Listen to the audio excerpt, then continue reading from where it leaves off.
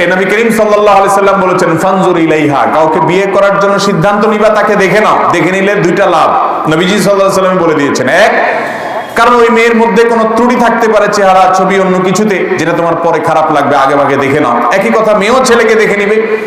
আর দ্বিতীয়ত হলো ফাইন্নাহু আহরা আন ইউদামা বাইনাকুম, হাদিসের ভাষ্য, বিয়ের আগে যদি দেখে নেওয়া হয় তাতে পারস্পরিক সম্প্রীতি, ভালোবাসাটা এবং মুগ্ধতাটা একটু বেশি হয়। এই জন্য বিয়ের আগে দেখে নেওয়াটা সুন্নাহ, নবীজি সাল্লাল্লাহু আলাইহি সাল্লামের নির্দেশ। এখন কথা হলো, বিয়ের আগে দেখা যাবে এর মানে কি রাস্তায় যত মেয়ে যাবে সবগুলোকে বিয়ে নিয়ে একবার দেখবেন? কি বলেন? বিয়ের আগে দেখা যাবে এর মানে কি সারা জগতে যত মেয়ে আছে বিয়ের নিয়ত করে করে দেখে বেড়াবেন? বিয়ের আগে দেখবেন এর মানে হলো এই মেয়ের বায়োডাটা নিলেন, তার 14 গোষ্ঠী সব তথ্য নিলেন, সবকিছু জানলেন, সব বেটে বলে হইলো, পছন্দ হলো, শিক্ষা দীক্ষা অন্যান্য সবকিছু মিলে গেছে। এখন আপনি ফাইনাল ডিসিশন নেবেন। তো ফাইনাল ডিসিশনের আগে আপনার মা যাবে, আপনার বোন যাবে, মহিলারা যাবে, তারা দেখে দেখে পছন্দ করছে। এখন শুধুমাত্র আপনার চয়েস হলে ফাইনাল হয়ে যায়, তো শেষ মুহূর্তে যে আপনি দেখবেন, এটা হলো সুন্নাত। এখন এমনও হতে পারে যে সব হয়ে গেছে, এখন আপনি দেখতে গেছেন, দেখার পর আপনার চয়েস হলো না, তাহলে কোনো অসুবিধা নাই, আপনি আরেক জায়গায় আরেক মেয়ে দেখতে পারবেন। কিন্তু অনেক ছেলে আছে প্রবাস থেকে যখন বিশেষ করে আসে, দেশেও অনেকে আছে এরকম যে সারা দেশের সারা এলাকার মেয়ে আর একটাও বাদ রাখেনি, সারা দিন শুধু ঘুরে বেড়ায়, 500 টাকার নোট একটা একটা করে ঝুলায়া এর 500 ধরায় দেখে, ওই বাড়িতে আরেক মেয়ে দেখে 500 ধরায়া ওই বাড়িতে। এরকম বদভ্যাস আছে না নাই অনেকে? একটা মেয়েকে দেখে যখন আপনি চলে যান, সামাজিকভাবে এই মেয়ের পরিবারের মনটা ছোট হয় না? অতএব আপনি আগে অন্য সব দেখেন, ডিসিশন নেন, বোঝাপড়া করেন, এরপরে দেখলেন যেখানে সেখানে, এবং এক মেয়েকে 5 বার 7 বার 5 জন দেখে যায়, তখন মানুষ মনে করে যে মেয়েটা ত্রুটি আছে, কেন সবাই বিয়ে করছে না।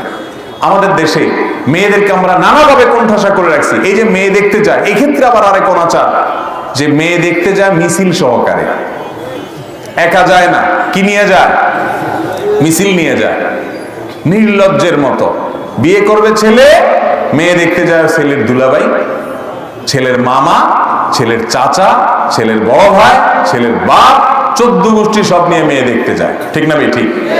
যাই আবার উঠানে ডেকে, আপনার মজলিস রুমে ডেকে, ডাইনিং রুমে ডেকে মেয়েকে উঠায়, বসায়, হাঁটায়, ডাইনে বামে, উপরে নিচে, মনে হয় যে বাজারে গরু ছাগল কিনতে আসছে।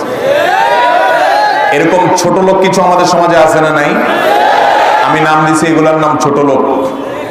মেয়েদেরকে সম্মান দিতে হবে, তাদেরকে কি দিতে হবে? তারা মায়ের জাতি, তারা আল্লাহর বান্দি। বিশেষ করে যখন পর্দানসীন মেয়ে হয়, তখন তাদের প্রতি আমাদের দায়িত্ব অনেক বেড়ে যায়। অনেক মেয়েরা আমাদের কাছে আত্মনাদ করে চিঠি লেখেন, প্রশ্ন পাঠান, ভাই আমরা পর্দার মধ্যে থাকতে চাই, আমাদের বাপ মা আমাদেরকে যারা বিয়ে করতে আছে তাদের মধ্যে দিন নাই, তারা বুঝে না যে ওই ফ্যামিলির মেয়েরা দেখতে পারে, ওই ফ্যামিলির ছেলেরা তাকে দেখতে পারে না। হ্যাঁ, বিয়ে হয়ে গেলে তখন ছেলের বাবা দেখবে, যাদের সাথে দেখা দেওয়া জায়েজ মাহরাম তারা দেখবেন, শ্বশুর দেখবেন, কিন্তু সেটা বিয়ের পরে। বিয়ের আগে শুধু ছেলে দেখবে ছেলের পক্ষের, আর ছেলের পক্ষের মেয়েরা দেখবে। কিন্তু আমাদের দেশে দেখা যায় বিয়ে করবে ছেলে, চয়েস করতে আসে ছেলের দুলাভাই। দুলাভাইয়ের এখানে ব্যাপারটা কি আমাকে বলেন, কি বলেন? দুলাভাইয়ের কোনো ইস্যু আছে? এগুলা নির্লজ্জতা, এগুলা বেহায়াপনা। অনেক বেহায়া দুলাভাই আছে, তারা যদি ডাকা না হয় তো বলে যে বিয়েতে আমি আর নাই, আছে না নাই? এই ছোট লোকই দুলাভাই, যাদের মধ্যে দুলাভাইগিরি যাদের মধ্যে আছে, এরা সব সোজা হয়ে যান, আল্লাহরে ভয় করেন। আরেকজনের বউ আপনি দেখতে যাবেন কেন? আপনার মতো বেহায়া আরেকজন আছে আল্লাহর জমিনে?